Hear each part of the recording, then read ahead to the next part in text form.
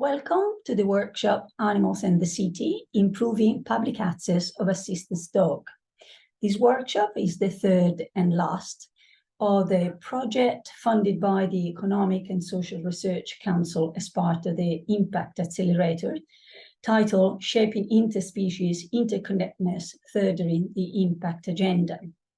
The first two workshops were dedicated to discuss issues and problems associated with changing practices of training dogs, particularly assistance dog, that works with vulnerable people.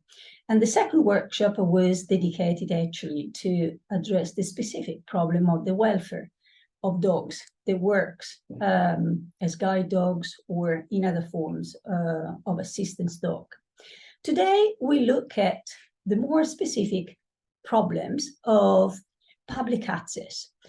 When people is traveling, moving with a dog, either a companion dog, but more specifically an assistance dog, very often they face problems because not all the public places or shops or activities or means of transportations, they actually welcome the assistance dog or the companion dogs.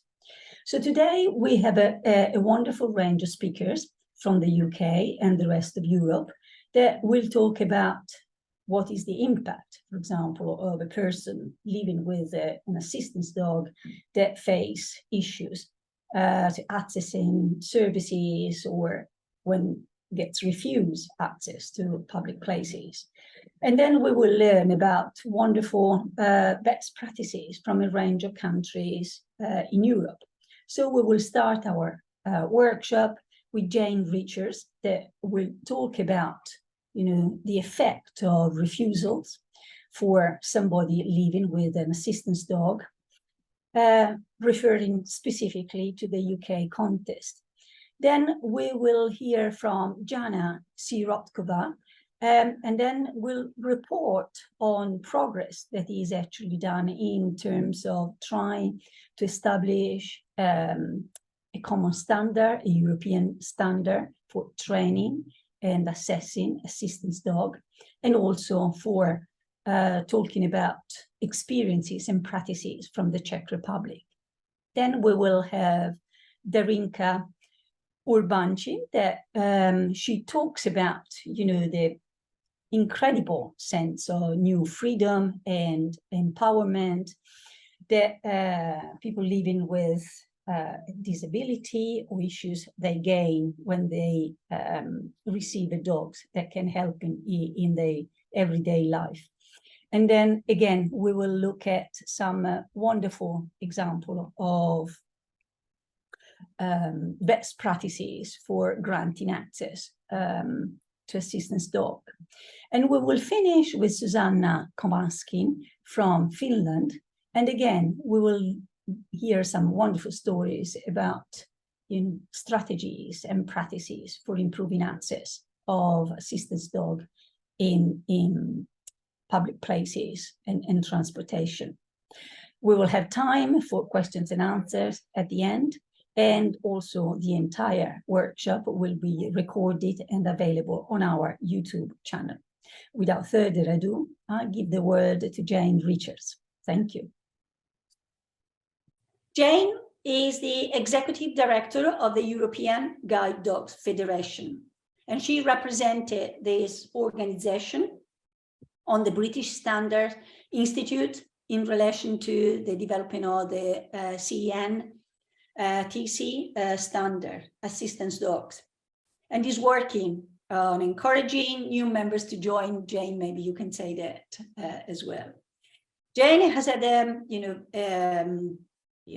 interesting career working with international organization, charity fundraising, and running her own business.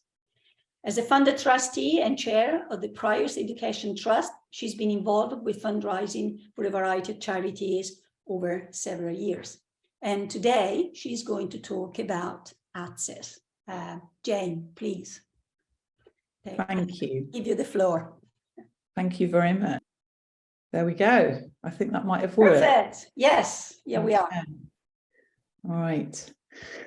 So thank you, Mara. As you said, I work with the European Guide Dog Federation. The European Guide Dog Federation was established in 2007 to improve acceptability and accessibility for guide dogs within geographical Europe. We are members of, and we work closely with the European Disability Forum, who represent 100 million disabled people across Europe. We work alongside the European Blind Union, who represent 30 million blind and partially sighted people in Europe. Since 2007, as Mara said, the numbers of other types of assistance dogs within Europe has increased dramatically. So we have extended our remit to include these, and we work very closely with Assistance Dogs Europe. What I'd like to try and show today is how, when an assistance dog has vastly improved a person's life, the subsequent negative effect that an access refusal can have on that disabled person. To illustrate this, I have used several clips and quotes from the internet. So my apologies in advance if these originated from your organisation.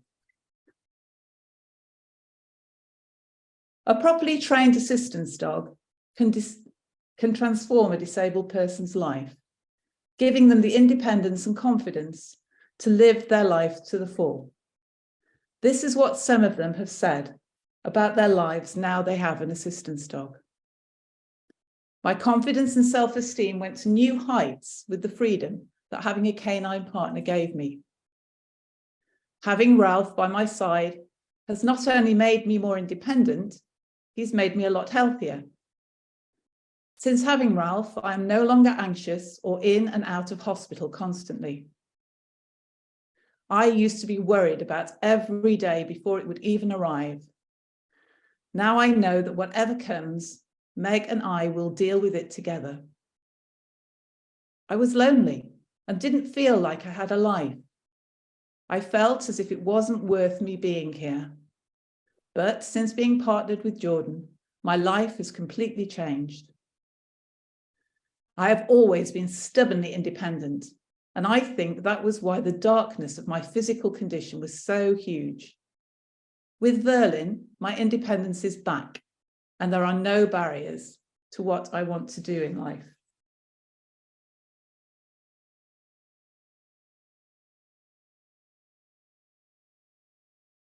The basic rules of access that apply to a disabled person with an assistance dog are that properly trained assistance dogs enable their disabled partners to live their lives to the full. Assistance dogs should be seen as medical equipment, like a wheelchair or a hearing aid.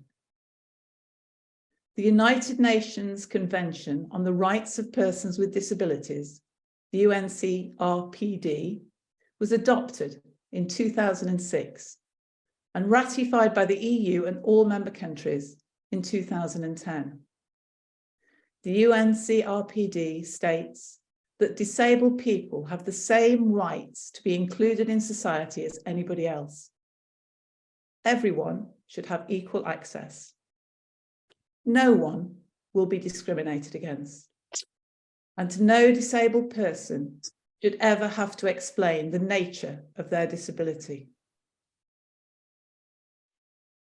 Putting these rules into practice in the real world, this should mean that assistance dogs and their disabled partners have the same access as members to the public to the built environment, which includes shops, restaurants, hotels, schools, hospitals, museums, libraries, parks, medical facilities, etc., etc. They should be allowed to travel the same way on public transport, planes, trains, buses, boats and taxis. And there shouldn't be an additional charge for an assistance dog that is working with a disabled partner. However, what happens far too often is that assistance dogs and their disabled partners are regularly turned away from shops, restaurants, hotels, etc., etc. Assistance dogs and their partners are not able to travel on planes, trains, boats, buses, and taxis.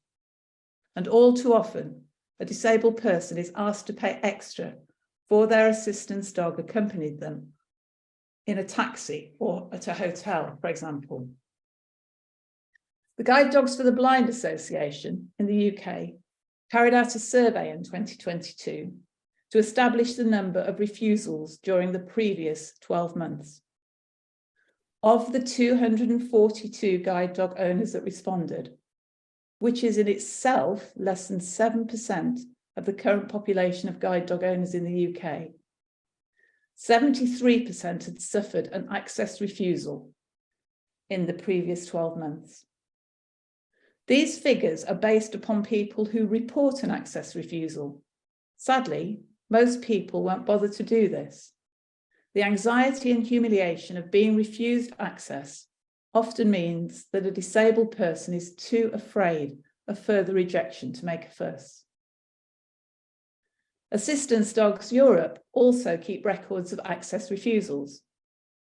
In the last 12 months, only 15 access refusals were reported in Belgium, where their head office is, all relating to restaurants and small businesses.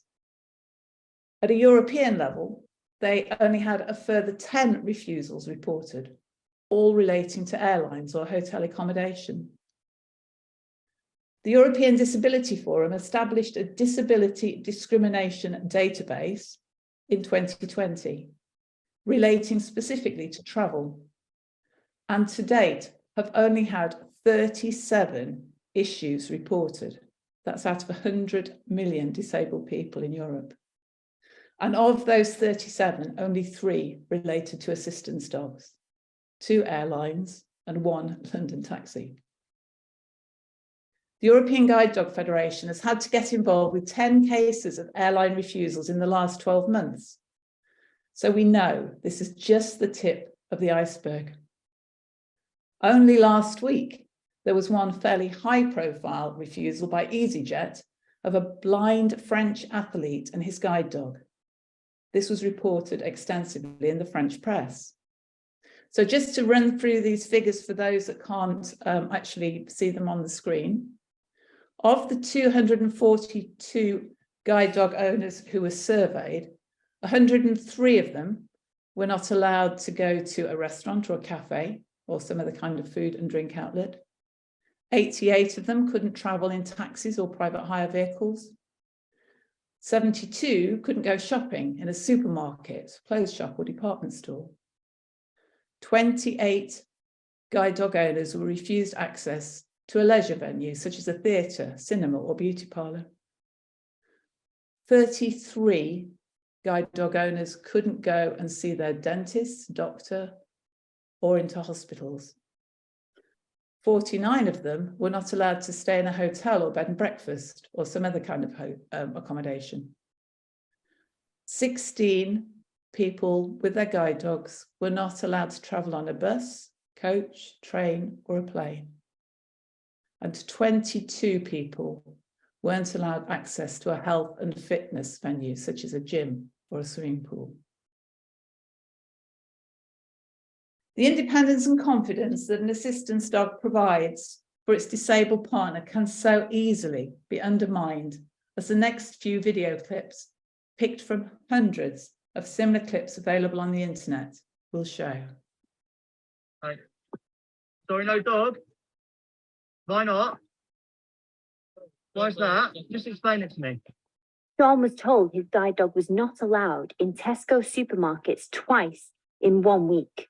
I don't think you can understand it unless you have experienced direct discrimination, but it's not just about a dog being somewhere with you. It feels like a very direct attack on your characteristics, something you don't have any choice about. It's somebody sort of coming up, standing in the way of independence. Any form of sight loss, you know, it has a real impact on mobility and confidence.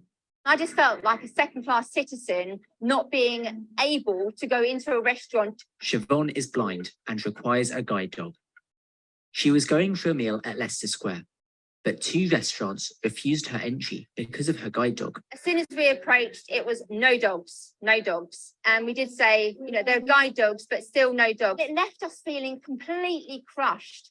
I mean, 1 is bad enough, but then having 2 after one another is just soul destroying. I went home and I felt so ashamed, and it makes me feel different. It's honestly humiliating to stand there and actually explain the fact that you've got a guide dog because you're visually impaired, you know, and the dogs are your eyes.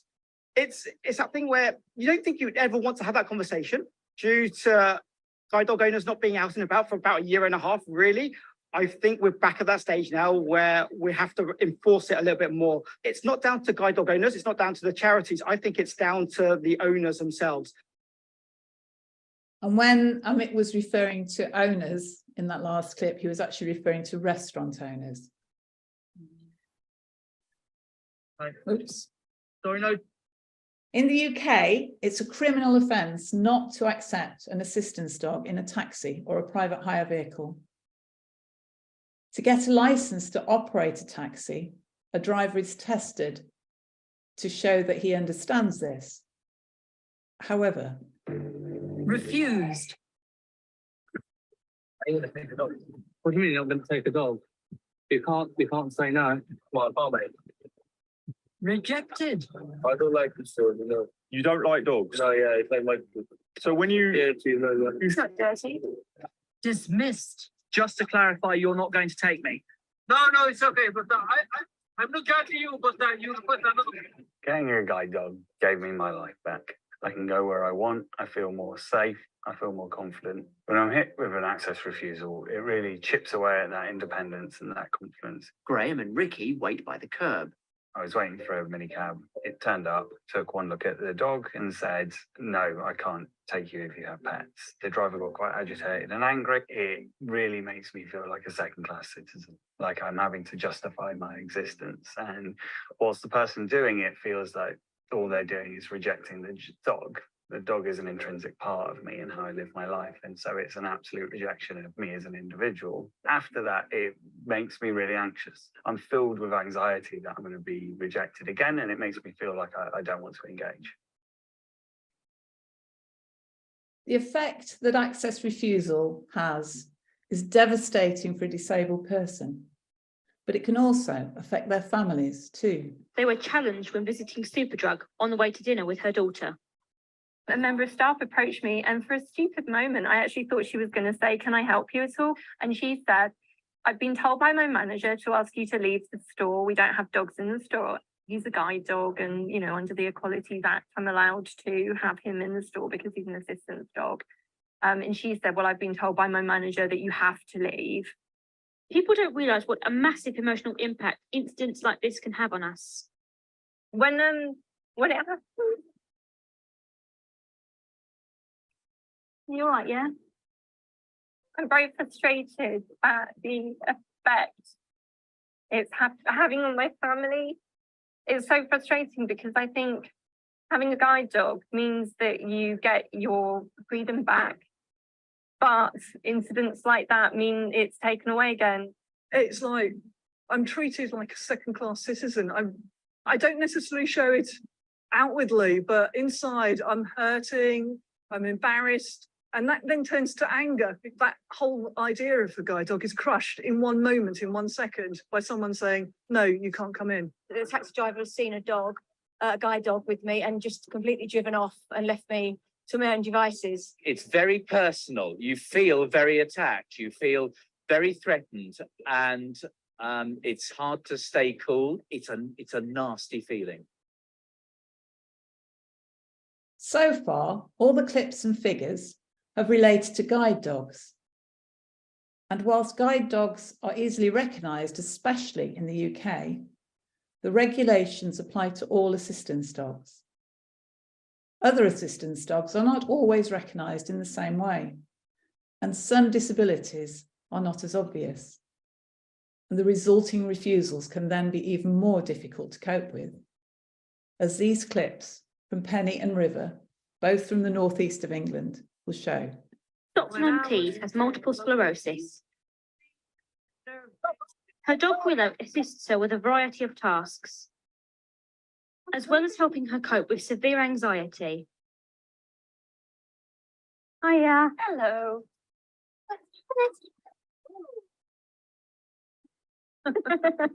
What is the major difference between your life before Willow and now after Willow?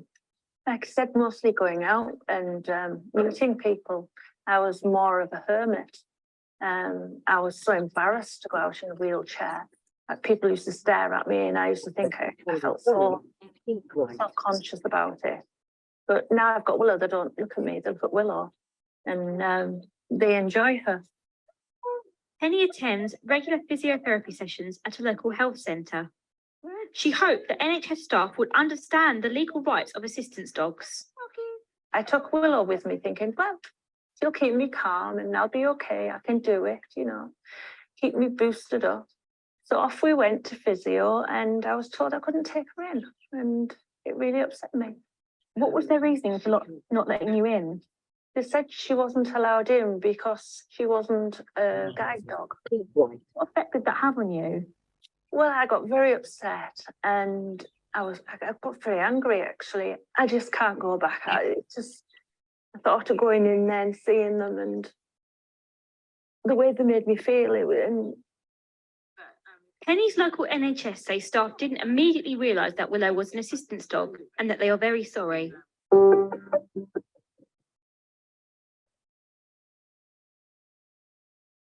So he's an assistance dog. Assistance dogs and guide dogs come under the same category. You legally have to allow him in because he's an assistance dog. Yeah, we're getting the manager, which is what we've been told by our managers. So, hold on. So under the Equality Act, an assistance dog and a guide dog, all guide dogs are assistance dogs, not all assistance dogs are guide dogs. It is classed as discrimination if you only allow in guide dogs and not assistance dogs. I'm going to be going off on this. We're getting our manager to come out now that we've been told that assistance dogs are not guide dogs. You are breaking the law, and if you refuse my assistance dog that is required for my disabilities access, you are then up for legal action being taken against you. I have been in here with my assistance dog before. Well, I should have. No, your policy, can I speak, please? Your policy does not override the law. The Equality Act 2010 literally states assistance and guide dogs are classed as, you are aware he is classed as, he is medical equipment. He is medical equipment. A guide dog is a blind person's eyes. Would you deny hearing dog access?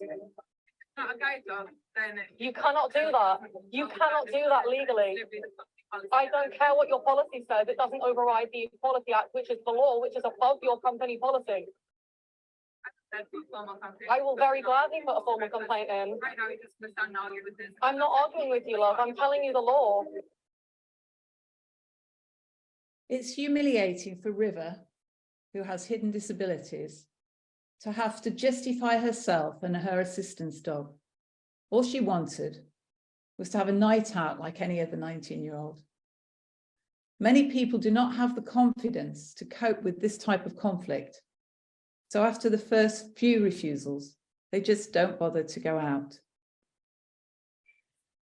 So what steps can be taken to address these inequalities? We need to expand individuals' countries' legislation and ensure that it's communicated and enforced alongside the UN CRPD. The European standards, which we'll hear more about later, will help to give consistency for assistance dogs. We need to encourage the reporting of access refusals. The more ammunition we have, the better we can be armed to continue to campaign and lobby to improve laws and attitudes towards assistance dogs. And in my view, the most important thing we need to do is to educate, to raise awareness, to make sure that service providers and their staff understand what an assistance dog is, what an assistance dog does for its disabled partner, what an assistance dog won't do when it's in the restaurant. It's not going to run around, it's just going to sit quietly. and where an assistance dog is allowed to go with its disabled partner. I'm going to conclude with a short, inspiring clip showing the transforming effect of an assistance dog, followed by the negative effect of access refusal. I couldn't even go downstairs, and if I did, then it would probably I would end up having a meltdown.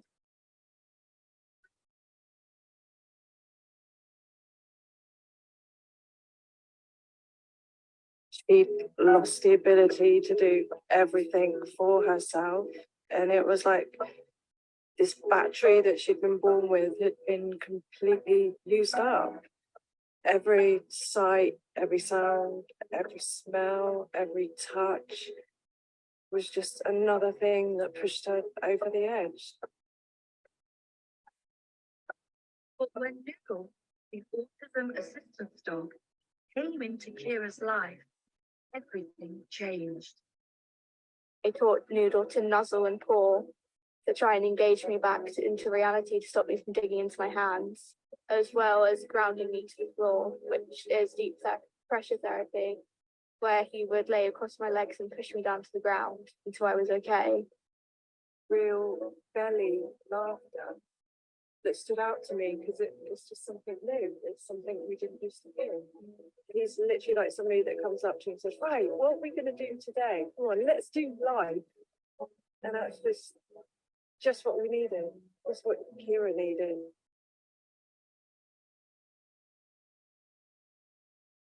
All I wanted to do was do what hundreds of thousands of Londoners do every day, which is to go and enjoy a nice lunch. I couldn't do that, which left me feeling rejected, dejected, and utterly humiliated. My stance is to speak for those who aren't so confident, and the people who are rejected every day of their lives by people who behave in a discriminatory manner.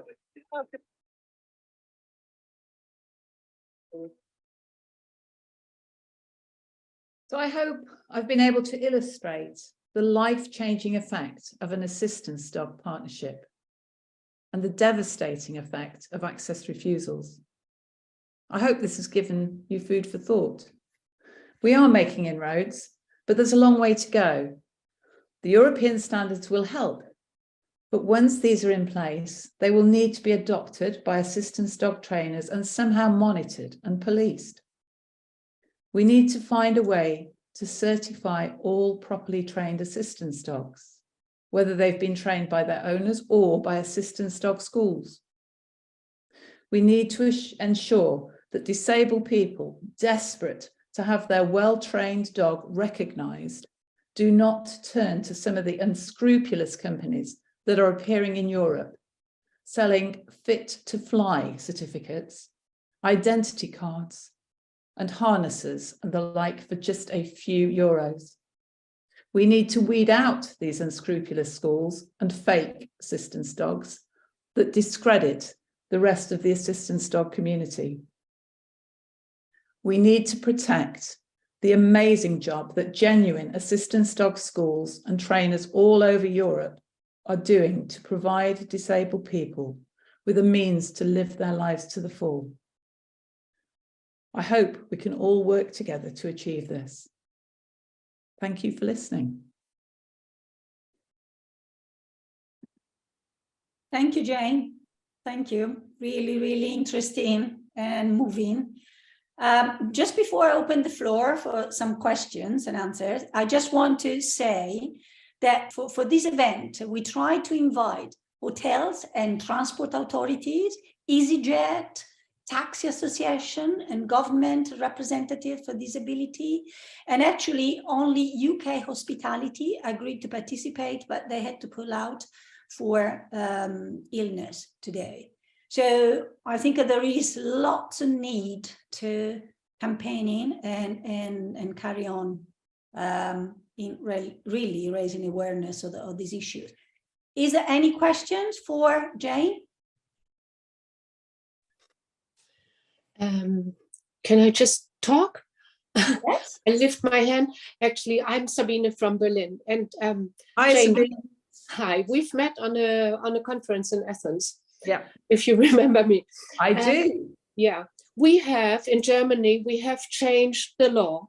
We have now a law which gives access rights to all assistance dogs, all kinds of assistance dogs.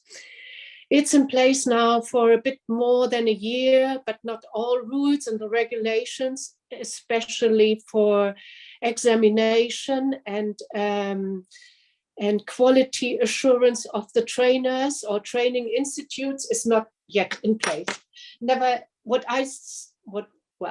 that's not the main focus. What I think is, as long as we don't have a possibility that it's called in Germany, it's called an Ordnungswidrigkeit, that you can say, hey, I did not get access, so I call the police or a sub-police, something like this, a controlling instance, and they have to pay a fine.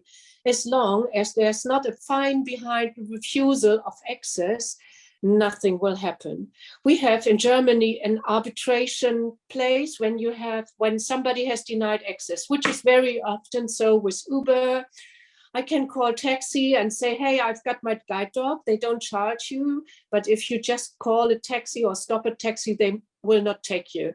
Difficult with bed and breakfast or private rooms. They just generally don't allow dogs or only one dog. So if I travel with my friend who has also a guide dog, we are 2 persons and 2 guide dogs. And it's difficult to find a place where 2 dogs are allowed, even if you want to pay. So, but as long as the refusal is not set up with a fine behind, nothing will happen. That is my personal opinion. And we have an organization, it's called Pfotenpiloten, you might have heard of it. Yes. And they do public information. Yeah, they go to the cities and towns and tell them, hey, now you have access rights. But even that organization doesn't put it in front that we have a law now and that this law has to be obeyed. They put in place, this is a nice community. They allow access to assistance dogs. So I think first we need to make more public information. We need to have a better information policy about the rights of assistance dogs and that they are specially trained. And there are studies about cleanliness and healthiness, etc., etc. But I think we need more information and we need the states come in to put a fine. Yeah, it's like, you park your car in the wrong place and you always pay 30 quid, 50 quid, depending on the place. And you do not get, as a person, I do not get the access. It's not my dog who has the access refusal. It's me. I don't get something to eat. I don't get a bed to sleep. So, and there needs to be a fine behind. And then it will be easier for us, for all of us. Yep, I agree with everything you say. Yeah. Jane, there is a comment in the chat from the PAD Foundation that took to court. I don't know if you see that. Yes, I do. Yeah. Oh, and there was a fine. And this is what happens, that there certainly in the UK, there are no on-the-spot fines. It all has to go through courts. And there are some guide dog users, one in particular who I know, who takes lots of taxi drivers to courts and wins more often than not. But that in itself is still traumatic.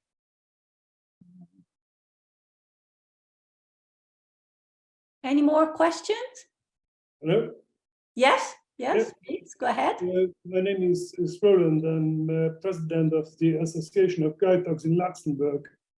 And I know that problem very well. And we have now here in Luxembourg from 2008 a law, and there is a fine included. There are immediately 250 euros fine when there is no access for assistance dogs or guide dogs. But I'm very happy of the German Behindertengleichstellungsgesetz now, because for me it's very embarrassing to go to Germany and to not be accepted in restaurants. It's always a big problem, and you are right, it's not known by very much people for the moment. But I think that is also the problem, that there is for the moment no person was conducted to justice because he refuses assistance dogs. When you have in Germany some Präzedenzfälle, it will be easier in the time. But which is also important, that is this, that the ESPLs, the communities from the associations for guide dog owners, have a possibility to defend their members in justice.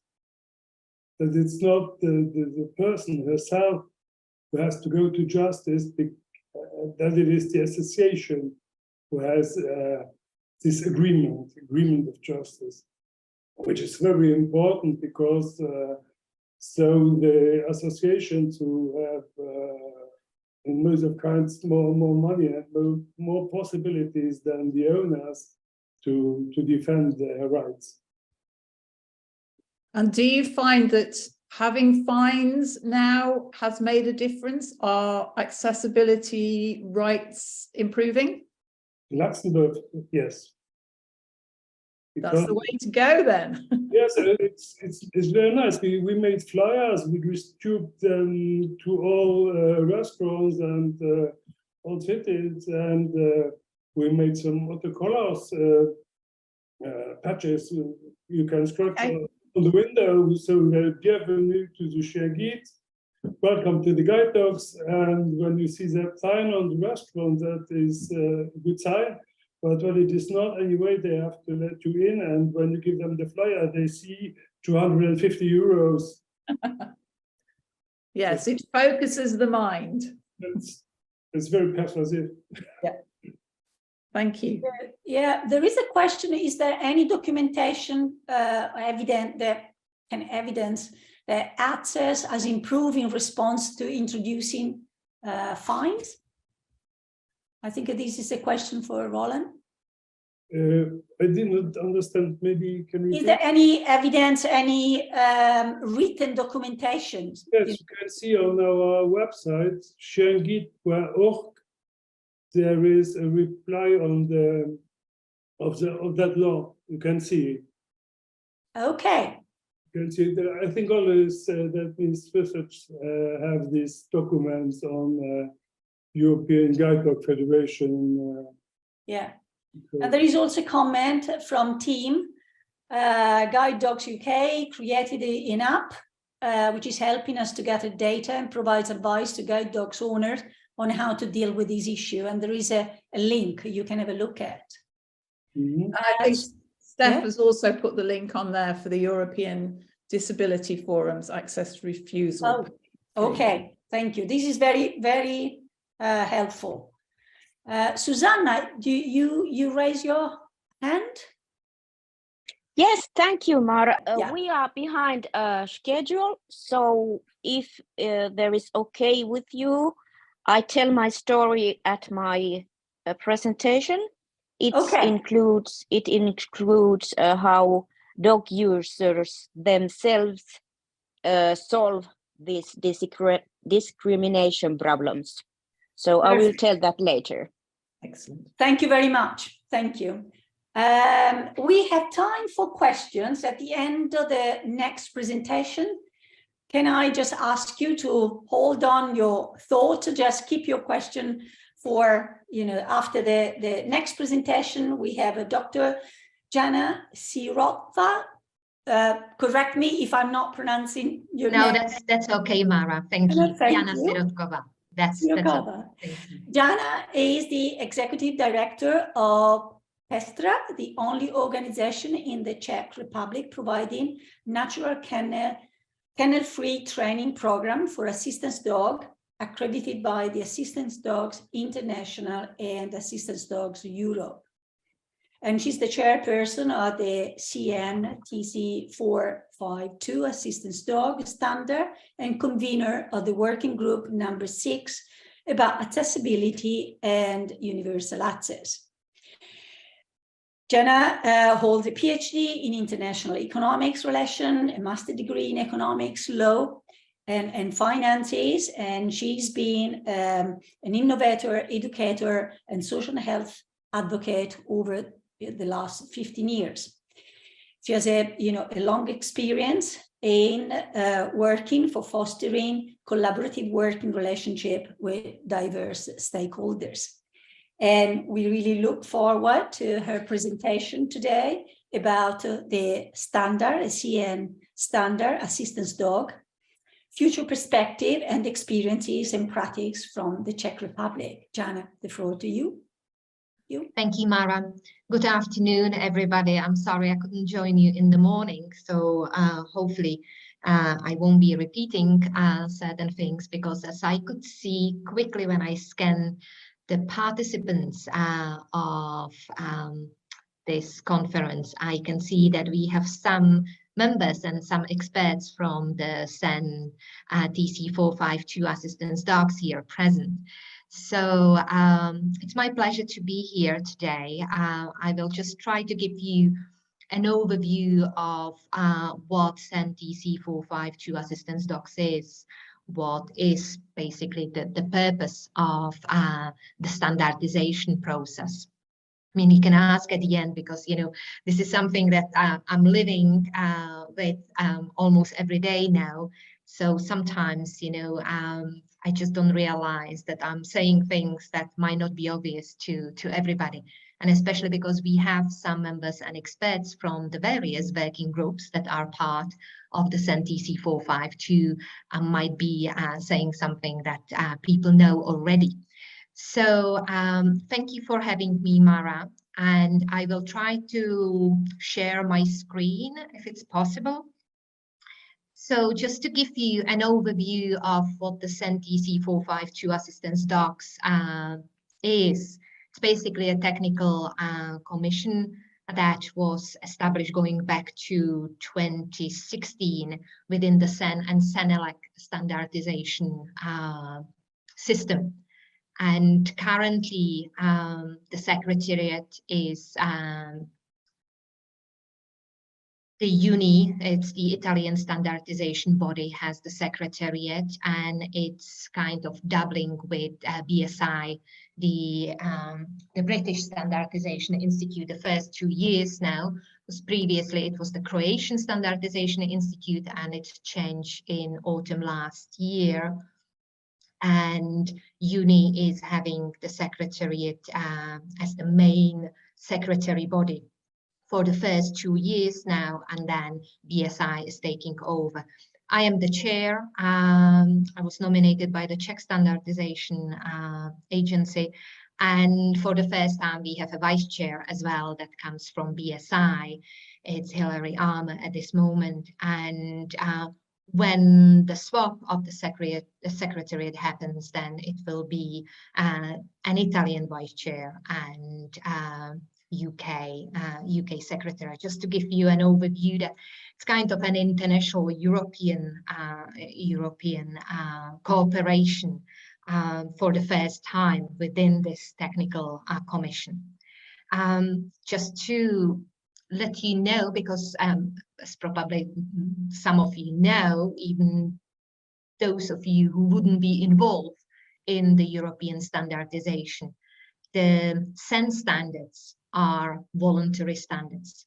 So it's basically, even though when we have the standards published, they will be on a voluntary basis, unless the European Commission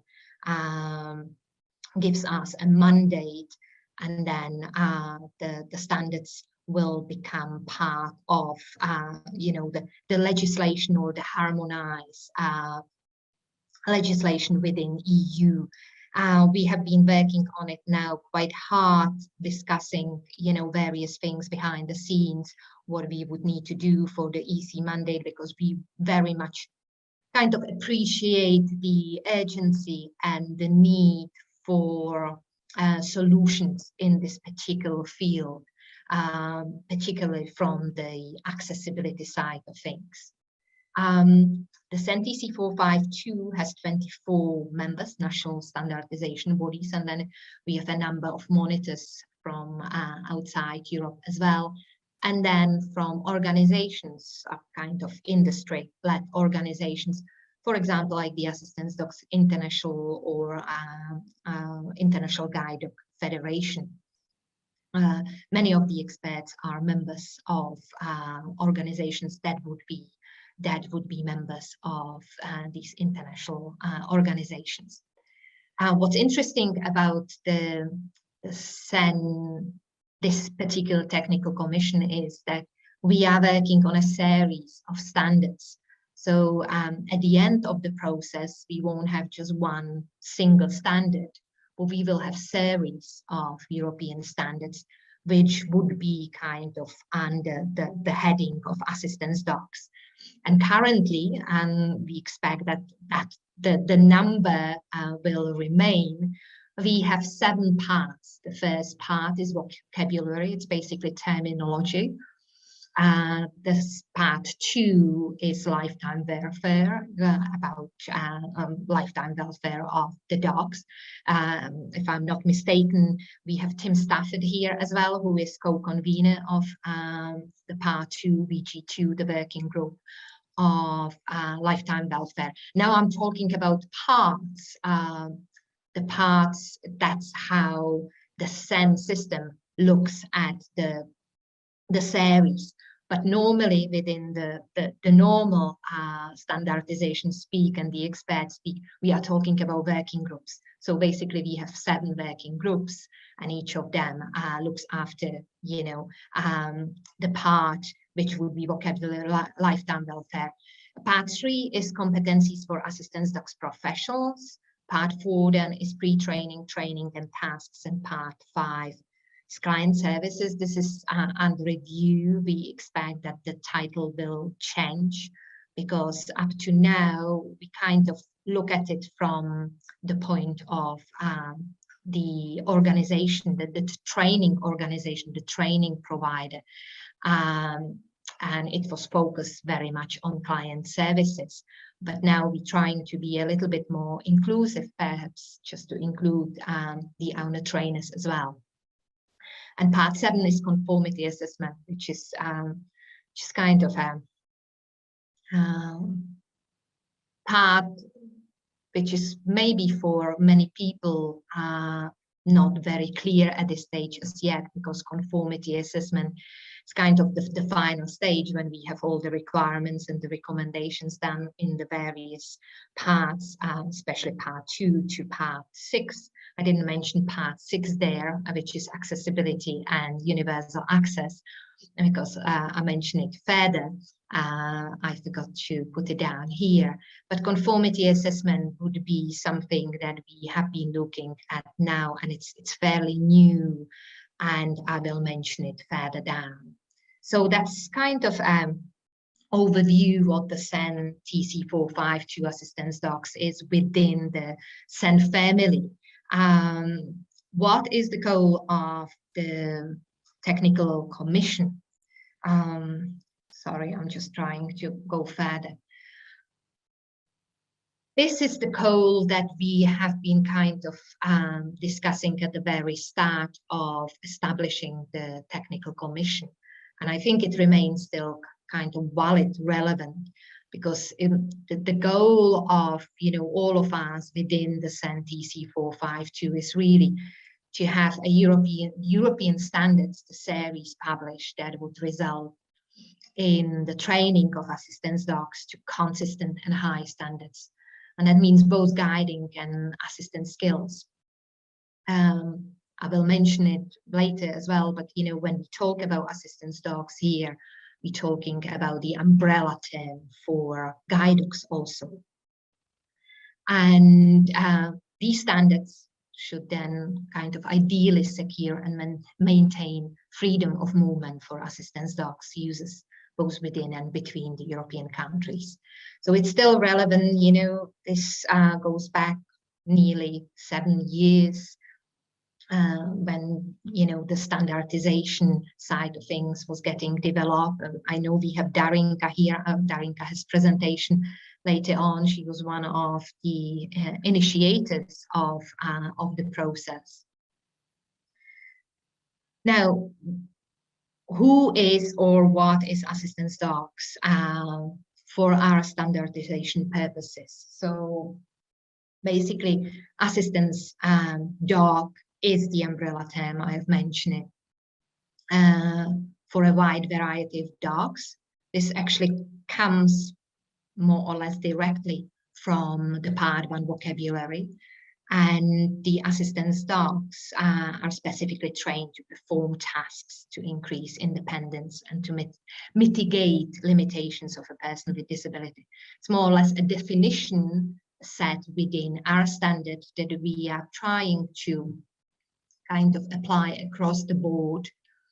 But in order to qualify as an assistance dog, the dog is permanently or should be or must be permanently paired with a person with a disability to perform tasks on a one-to-one basis and to perform these tasks under the guidance, possibly of an additional support person, which could be a supervisor, for example.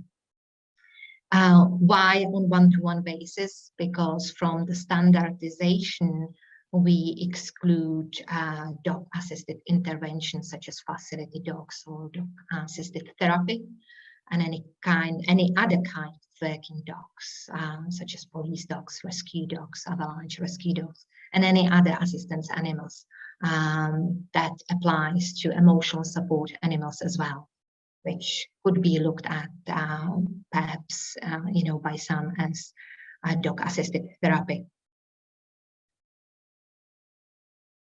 Now, what's probably interesting for many people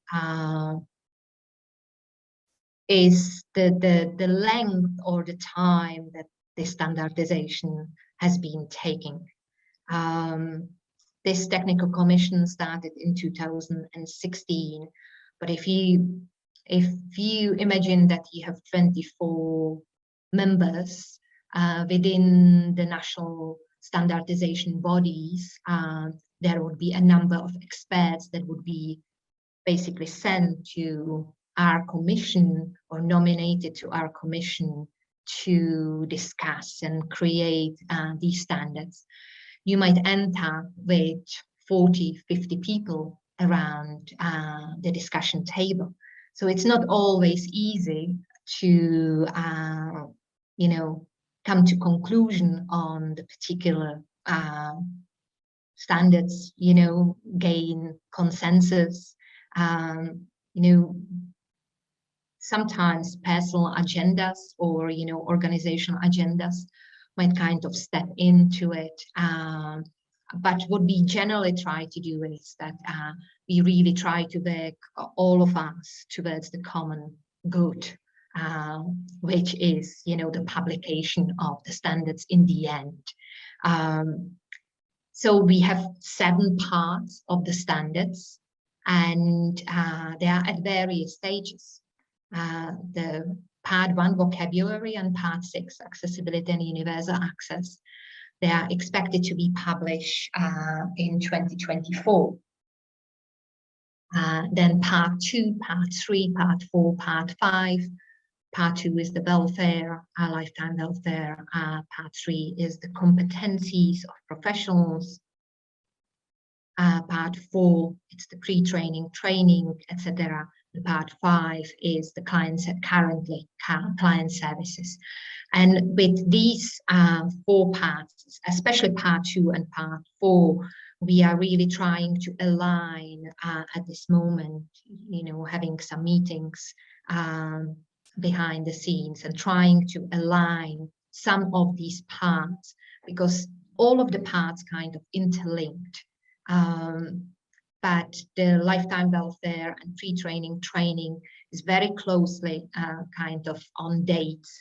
Part 5, we are hoping they will catch up. And Part 3, they are pretty ready to step up and get on the wagon now as well, because they started a little bit later. So the publication date is around 2025, ideally, otherwise 2026.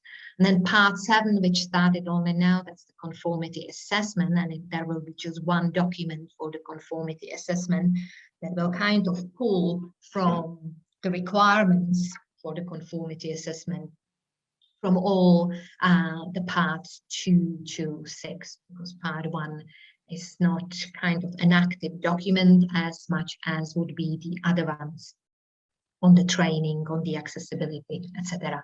So earliest we expect to have it published in 2027. So you can see it's quite a long process. And some of you might wonder, what has taken us so long. But as I said, the consensus is important.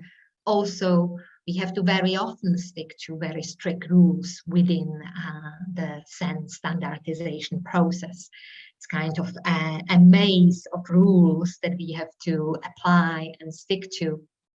And it's not always easy when you want to be kind of flexible. But we have now, with some of the parts, because part 1 and part 6 actually got now to the stage that we are right before the public inquiry. Now the editors of SEN are translating part 1 and part 6 into English. It's there, but in German and French, and around June we should be moving to the next stage. Then part 2 and part 4, they have been activated. There are now new work items, which means that we have something tangible in hands as well. And now it's kind of the time, because before we had any of the items activated, because there are various stages of the process, we really didn't have much in hands to use for, the argument with the European Commission or with any big players within the EU, even with the definition as such. So now we are kind of more rooted in what we are doing, and because we are moving now, and we are hoping we keep the momentum, that we will move kind of faster than we moved previously.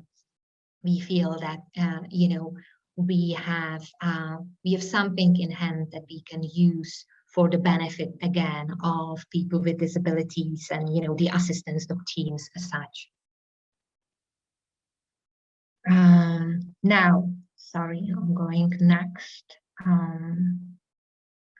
What is probably the topic for you, the most relevant topic for you here today is the part 6 within the standards, which is the accessibility and universal access.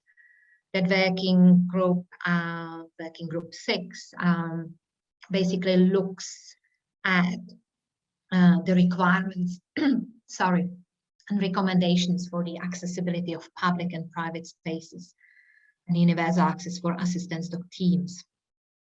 And the main purpose of this part is basically to improve the accessibility for assistance dog teams, to ensure their rights under the United Nations Convention on the Rights of Persons with Disabilities. Now, when we were looking at, because we were redrafting, kind of fell a little bit behind with this working group a couple of years ago, and we were looking at redrafting the work item, the standard as such, and kind of look at what tools we had there really to use, and we realized that probably the best bet for us is to base this standard very much on or around, place it around the United Nations Convention. the rights of persons with disabilities. Obviously, you know, from the discrimination, anti-discrimination point of view, it's a perfect tool. So despite the fact that we do realize that basically there is an access guaranteed by national legislation in various European countries, and specifically by the United Nations Convention, which has been accepted by all of the European countries, really. Many assistance dog users still encounter, you know, significant problems as such, due to the lack of consistent accessibility standards. And that's where the SEN standardization and SEN TC 452 comes, because obviously, you know, the other parts about training, pre-training, about, you know, be it client services or be it about lifetime welfare, they are very important, they are key, but they kind of feed to the part 6, the accessibility and universal access, because that's one of the parts that is interesting and key for the European Commission going forward, hopefully as well. Because what we experience every day, and you've been talking about it here when I wasn't listening to the previous presentations, but denial of the rights of, you know, people with disabilities to board public transport, to enter public places. You know, there are loads of misconceptions and all that. You know, that's something that we are trying to, or we have been trying to resolve in many countries, because the national legislation, even though that it may determine the access provisions, it may not be always applied. And many of the experts within SEN TC 452 say that this standard, even though if it remains voluntary, would give a really good basis for their national legislation. Some even say that, you know, some governments are waiting for these standards to basically implement them within their own legislation, possibly, if there is no EC. And how the SEN standardization works is, you know, it's voluntary. You know, all the members, just to maybe point out this, all the members, the national standardization bodies, have to apply the standards within their standardization systems. But that doesn't mean that these standards are automatically, you know, obligatory or automatically quoted in national legislation. No, they are two separate things. But the aim is that obviously these standards should be a good basis for, you know, the national legislators to possibly, you know, apply them going forward. So within the accessibility and universal access part, just going back to that,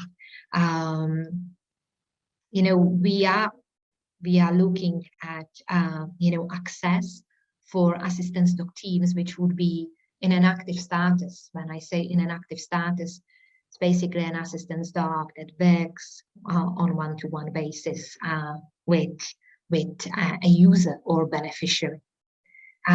We have been discussing as well, because that's one of the things that we hear a lot, that dogs in training and puppies in puppy raising programs have problems accessing public spaces as well. And I think the society or the industry even is divided in that, because obviously for the dog to be able to assist going forward, it needs to familiarize himself or herself with the environment that he or she will be then working in with the user or the beneficiary. But we have been discussing this a lot, whether we should be within the standard, giving, you know, the same rights, let's say, to dogs, even though that the rights are not attached to the dog, the assistant dog in training. We just simplifying it to the dogs in training and puppies. And initially, we decided that it might be a good idea to do that because, you know, for the socialization and for the training purposes, it's vital for them to have an access. But then we revisited again because we felt that many of the experts felt that this can be actually misused as well, because dogs might be staying in training for a number of years, and puppies might not behave as well as they should because, for example, only maybe the age. They are too young to behave in a certain way or expected way, and this could cause basically troubles for people who have a fully trained dog, who are within the assistance dog team in an active status. So we basically only recommended within the part, within the standard, that it is important that the dogs in training and puppies being prepared for their role are given access. But we are not saying shall have access, because even though that the standards are voluntary, if we use particular language within the standard, for example, like shall, we are kind of highlighting the fact that if these standards ever become obligatory or ever become, you know, part of any legislation, it shall. It's not just should or are given. So we have at this moment the access given really only to assistance dogs fully trained. And that goes again, fully trained. What does it mean? Because even in the civil aviation, the European civil aviation is using in the various directives and European Commission as well, recognize assistance dog. And at this moment, you know, we don't have a definition of recognized assistance dog, and that's causing a huge hassle. So what we are trying within the standards is just to set a definition, and then, you know, having all the parts kind of linking together and giving some guidance to the national legislations for the European Commission going forward. Before I went on, I know you had discussion, and somebody, I think it was Sabine, mentioned something that kind of rings the bell, and that's, you know, giving more information about assistance dogs for assistance dog users or beneficiaries, and also perhaps for the providers. So within the accessibility and universal access, apart from kind of trying to define who the assistance dog is and what the barriers might be, we really try to focus on the specific requirements of the assistance dog trainers. Assistance dog teams, and looking at it from the access point of view, and very much we work with the information, timely information, appropriate information that's given, provided in a way that allows basically the assistance dog teams to easily orientate themselves, etc. And it's very much based on effective communication, that the effective communication is key to that. And that's from the assistance dog point of view, but also we are kind of setting a new standard for the responsible bodies, for the providers' assistance, for the providers, the transport providers, travel providers, etc. We basically kind of giving them guidance within the standard as to what information they should be providing, what they should be taking into account when they are really looking at the information that should be published.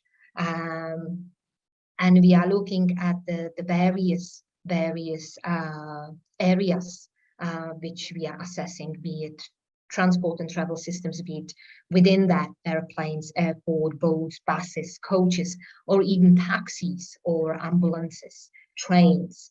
And we have one part of that as well is basically guidance for the implementation of the accessibility measures. And it's about, you know, the responsible body, be it the travel provider, for example, and basically setting some kind of leadership and commitment for the implementation of the accessible information for people with assistance dogs. I'm sorry, it's just, I would love to share with you, you know, the document so you could really get a better idea. But unfortunately, within the process, the SEND process, we are not allowed to do that. You know, it will be available to you as well then when it goes for the inquiry, the public inquiry, when the SEND publishes the documents, and you can comment on that. You know, as I said, you know, around June should kickstart the next stage. So I'm only able to give you an kind of a taste of what the documents or what the paths might take, might look. And I'm really kind of focusing more on the accessibility and the universal access. And I'm not able to give you really detailed information, though, that I would love to.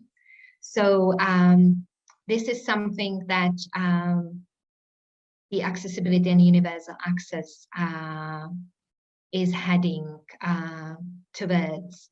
And we are hoping that when we have the public inquiry, that you know, if you never get any questions or comments, it's strange. We are hoping that perhaps the European community, the assistance dog community, will come forward. You know, those who haven't been involved in the process, and you know, comment and give us perhaps even some ideas that we could include going forward in the standards as such. So that's basically kind of an overview of the SEND process and the part 6, the accessibility.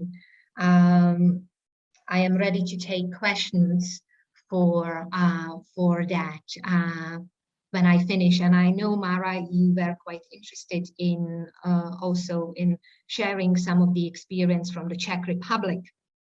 So maybe just to touch base on that. Yeah, we are on time, so time for questions to, you know, both speakers, if you have. So if you have some questions, you can either use the chat or just raise your hand and I will give you the floor. So I think there is a Holland. Do you have a question? Yeah, I do. Okay. Can I ask, right? When I go to 2 hospitals, one hospital is absolutely brilliant. Coders allowed in, they all know him, blah, blah, blah, all good experience. When I go to the other hospital, I always get confronted by them saying, oh, he has to stay outside and things like that, which puts a lot of stress on me. I am lucky. I usually have someone that comes with me and then they sort of speak and say that the dog has to stay with me. I just think it's a bit odd how you get a really good experience in one hospital or environment and you get a bad experience in and it's actually stopped me. I needed to go into hospital a few weeks ago because I had COVID. I wouldn't go in there because of this problem. And it was that hospital that seems to have a problem with and he's qualified coder. So he's got his jacket on, everything. And it's horrible. I came out really upset. I was crying. I think that's exactly the problem, in that we need to train people. We need to make them aware. And hospitals, you'd think health centres and anything to do with health would at least understand what the problem is. Yeah, it was awful, honestly. Like my GP, he's allowed to go in there, no problem.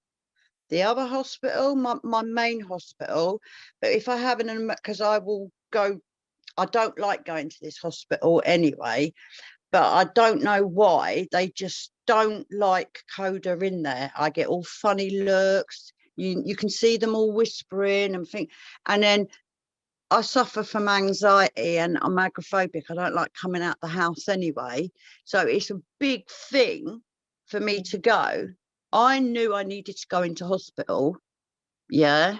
Even just to check. The doctors kept ringing me up going, look, we want you to go to the hospital. But because of that experience, I was like, no, I'm not going. I'm not going. And I didn't go. And I was suffering for 8 weeks because I obviously needed treatment, but I wouldn't go. I wouldn't leave the house. It's horrible. I can't explain. It's not good. It's not good.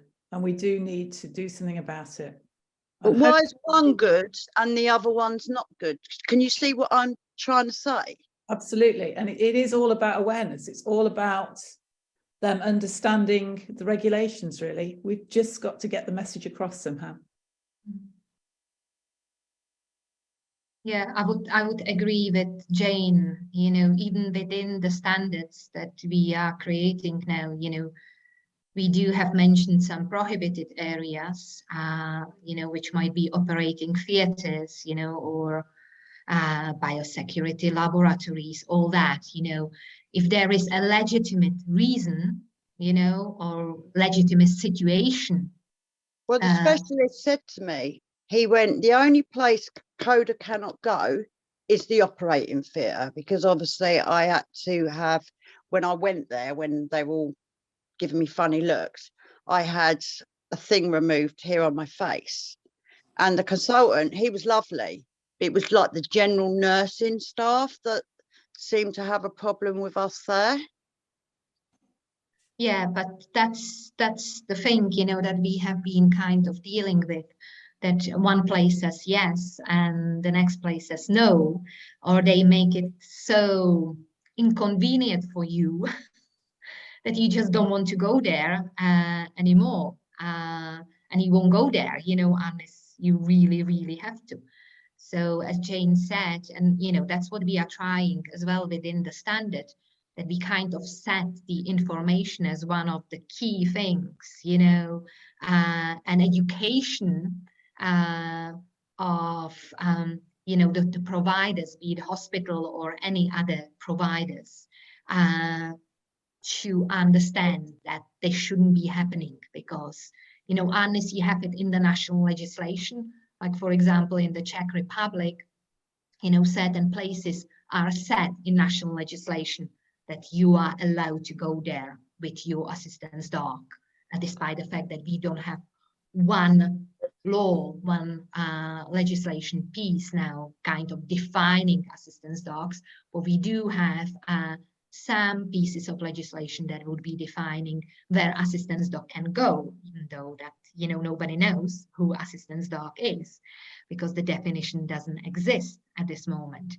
But, you know, we do say that, you know, there should be a legitimate reason or situation, like the operating theatre, you know, or laboratories or something like that. And, you know, the equality law should then really work for you, you know, because the providers or the responsible bodies, how we call them in the standard, should enable the assistance dog, you know, handle, or the assistance dog team really to assess the area with reasonable adjustments, we say, you know. And I think in the UK, Jane, it's, you know, you might know, or Tim, you know, it's a lot about the reasonable adjustments as such. But, you know, in the end, you really have to take, you know, the provider to court. Yeah. Because there are other questions, maybe along the same line. I'd like to hear from people if they have other experiences to report. Sabine, were you asked, raise your hand? Sorry, I think there is, in Germany, I know that a lot of people have also problems with access rights, especially to clinics and doctors. In general, with the clinics, they usually, the organization knows about the public access rights for assistance dogs. And what these people do is that they write an email and they ask for their access rights. And usually they get an answer which is positive, and they take the answer with them and show that to the security staff at the entrance, because this is where you mostly are refused. No, you are not allowed to enter, sorry. Yeah, I've never heard about guide dogs or assistance dogs. And if you can show them an email with the signature of the institution, it might be easier for you. I think it's an interim solution, and it might not work everywhere, but you can try it. Thank you. Also, we have Millie and then Rosie. Millie, please. Yeah, I've had a number of situations around doctor surgeries and hospitals. The point I was going to raise is a lot of the time, and this is particularly seems to be the case within shops, local supermarkets, that kind of thing, is even though the company will give training to their staff, the external security company that they'll have for their security guards won't train their staff around assistance dogs. And a lot of the time, the access issues are being caused by the security staff. So even though any of the supermarket employees will know, the external companies that they've outsourced don't. And that's where, at least what I found, a lot of the issues have been. Yeah, so we see that a lot, Millie, and we are trying to put together a training course, basically, with a company that is a professional people training company rather than a dog training company. And one of the main aims will be to look at security type companies. Yeah. Rosie and then Marta, there are more questions. Yeah. Yes, I think it's always useful to also look at the other side if you want to understand where these problems come from. And I think what was mentioned about having perfectly fine access in one hospital and being rejected in the other can be a problem of information, or it can be that, you know, the lady speaking, I don't have her name, you know, has established a rapport in one hospital, and they know she's legit. They know they don't have to expect problems from the dogs, but this state of affair in different countries being that there is no quality team examination of any kind, obviously also causes hospital or public places to have stories where they're, you know, not feeling safe about just admitting anybody with a vest, because if there's no legit way of identifying that is a problem. And I can sympathize with that as well, just as I sympathize with how awful it is to be rejected. So it's really, I think the challenge is to create those structures, to create accreditation for teams that has value and that can be trusted by everyone. And I think that's the first step to get rid of access rights, because neither the owners of public places or the security teams can assess that on the spot and can know if the team will be safe to be admitted. So I think that's important to mention too, aside from obviously the teams having the access rights. It's always a matter of how you establish it with people. And the second part is, I think in hospitals or in more complex structures, people often don't have the authority or don't perceive themselves having the authority to make that decision. So what we've created, like we had an access campaign in Germany for 3 years, and as part of that, we created 4 pages for the process handbook in hospitals or in medical institutions. It's on our website. If you want to translate, feel free to, because that's typically what somebody at a reception needs, is something that, okay, it's written down how I'm supposed to act here.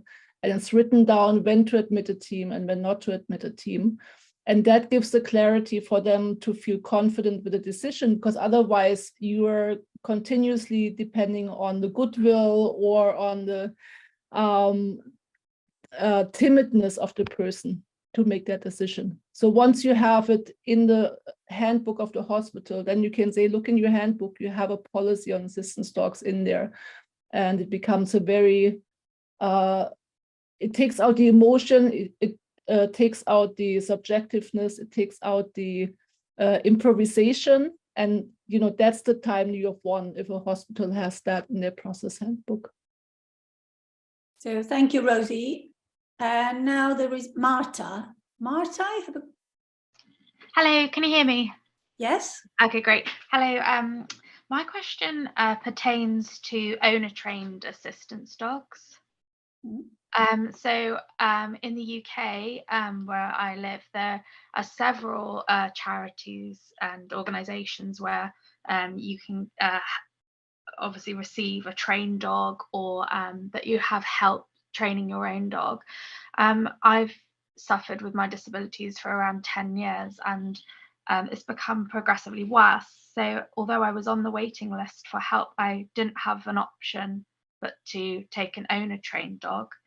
And I've trained my dog myself with the help of dog trainers, and my dog has been temperament assessed, and she accompanies me to school. I'm a primary school teacher, and I feel very lucky that the places that I go to do recognise the importance of how my assistance dog mitigates my disabilities. And I live in central London. I have daily access issues, but I'm a very confident person, and I will just continue what I'm doing and just insist that they can call the police or whichever thing they like. I could be quite confrontational, but it is difficult to get around in central London, and a lot of that comes on public transport, with pushchairs, for example, not being moved out of the way for the space for where a wheelchair or a disability assistance dog could be, and that's something that I'm communicating with Transport for London. But my other concern is that I am on a waiting list to have my assistance dog sort of help me further under another charity. However, in my area, there's over 1,000 people on the waiting list for this. They say it's one in 100 people will receive help from the few charities that can help and organisations that can help owner trained dogs.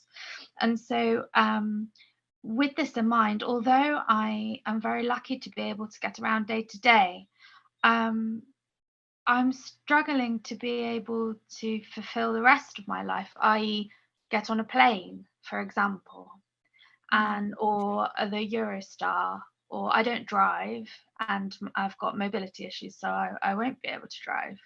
But that means that I'm completely refined to being in the UK because of my disabilities. And I wondered what can be done. Obviously, I understand that there needs to be some sort of quality, you know, of these dogs that are owner trained, and I completely understand that, and I am very confident that mine is. But how will I be able to live my life and take transport if my dog isn't allowed? Yeah, I think one of the biggest problems, Martha, is that the airlines don't have clear guidelines as to what defines an assistance dog. And perhaps when the standards come into place, they will have a better view. We are currently trying to work with ECAC, who are the European Civil Aviation Convention, odd name, to try and get some clarity on these rules, because everybody is confused. What is an assistance dog? We've dealt with owner-trained assistance dogs who've managed to happily get on a flight, and we've dealt with IGDF trained dogs or ADI trained dogs who have been refused. There's just no proper clarity within the airline industry. Thank you for letting me know that. Yeah, I mean, I guess everyone needs to be working towards that sort of that goal of clarification, really. On another hand, I just wanted to say that I had some really positive experiences with access issues in the UK when speaking to the head office of certain places. For example, one branch of a local supermarket, upon hearing what had happened to me, closed the entire store and instructed everybody to refresh their equality training. That's amazing. Well done. Yeah. If I can just add something as well, Mara. Yeah, sure. Matja, with what Jane was saying about ECAC, you know, currently, for example, the civil aviation in Europe, they have an assistance dog defined as a recognized assistance dog, but they don't know themselves what recognized assistance dog mean. And, you know, they have been kind of looking up to the standards now that I have been talking about, because they just want the definition of the assistance dog, whatever it is. They just have no idea what it is. And that's maybe, you know, something what Rosie was saying as well previously, that, you know, one side of thing is, you know, like you, Marta, you need to have some information. You need to know, you know, your rights, at the same time responsibilities. But it's the same on the other side. Like, for example, you know, the airlines, even though that there are various, you know, pieces of directives and all that, they just have no idea what recognized assistance dog mean. Okay, and that's the trouble. And until, you know, this puzzle has been solved, you know, we will experience, you know, what you have been just describing. Okay, so there is another question from Sabine. Yeah, I have a question for the CEN. Do you have, at the end of the qualification process, do you have a kind of an exam to the dogs? Because I think that would make would make it easier if you have a certification, not only from a dog school or dog training institute, but from an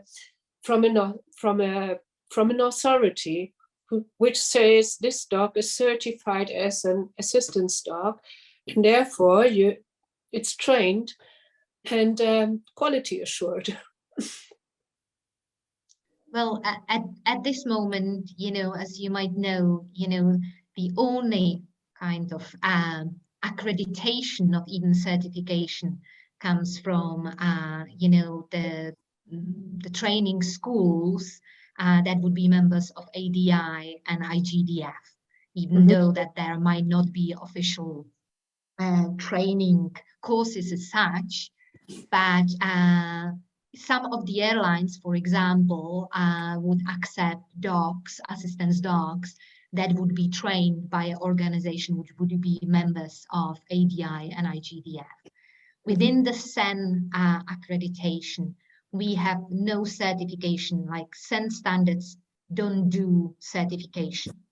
But if we succeed in, you know, taking part 7, which is the conformity assessment, to the next level, then hopefully, you know, there will be some kind of assessment. It has to be, you know, it has to kind of fulfill a neutral principle that, you know, an owner trainer, for example, can assess himself against the standard, then it could be a second party, which would be, for example, maybe insurance company that would provide finances for training of the dog. And then the third party would be a certification body. But certification body is totally, absolutely outside the SEN standardization. So we can only do requirements, we can only set, the standards, but there will be no certification as such within the SEN standards. Okay. Which I think is a pity, because it makes it easier. It makes it easier. I mean, you only are allowed to drive a car, which is stupid for disabled people. Anyway, you need a driving license, at least that you have some training hours and some spent. I think it makes it easier for public access if you have, how do you say, a confirmed certification, as we will have in Germany, which I think is really good. Yeah, every assistant dog team has to prove its abilities to work together, and they get a certification which you can show to the shops, and I hope it will make our lives easier. Yeah, of course it will take time, but I think it's a good way. Yeah, I understand, Sabine, but it's just the fact that the SEN is not a certification body or certification authority. Yeah, that's how it goes. Okay. So Sabine, who actually certifies the dogs in Germany? Yeah, so if you are a guide dog owner from the German Organization for the Blind and Visually Impaired, the dogs are paid by our health insurance, and the health insurance, they want to have a test, and the test is usually run with a mobility trainer plus a specialized guide dog tester, so to say, guide dog examinator, and they do it together. And you will have to show that the dog is safe in traffic, safe in public access, can wait for you if you lay them down, all these kinds, what you need. Yeah, well, they check normal life with your dog when you have a guide dog, like show me the, how do you call it? When you cross the street, show me the traffic light, show me the stairs, stop at the stairs, stop at every overhead obstacle, and so on and so on. So it's usually a test which runs for, I'd say, 2 to 3 hours, depending on the dog and on the team. So, and then you get a certification, and then you get an allowance by the health insurance as well. So we are quite well off with our guide dogs in Germany. But our new BGG, the law now has said that assistance dogs, all assistance dogs, have to have an examination, and they have set test statuses. I think Rosie can tell more detailed things about it than I do at the moment. I don't have them in my head, and I think it's good. We get a uniformed, a kind of a passport, an ID card, plus a sticker which you can put on your on the harness or on the vest. So, and I think over time it will make it easier because it's all the same. Yeah, it's also easier to train the security guards, etc., and so on. Yeah, they have something to recognize. That makes sense. Yeah, much better. Yeah. Thank you. Okay. Thank you very much. I just want to say thank you to the speakers and the participants of this session. So thank you very much. Well, thank you for your participation. It was very, very interesting. Take care. Bye-bye.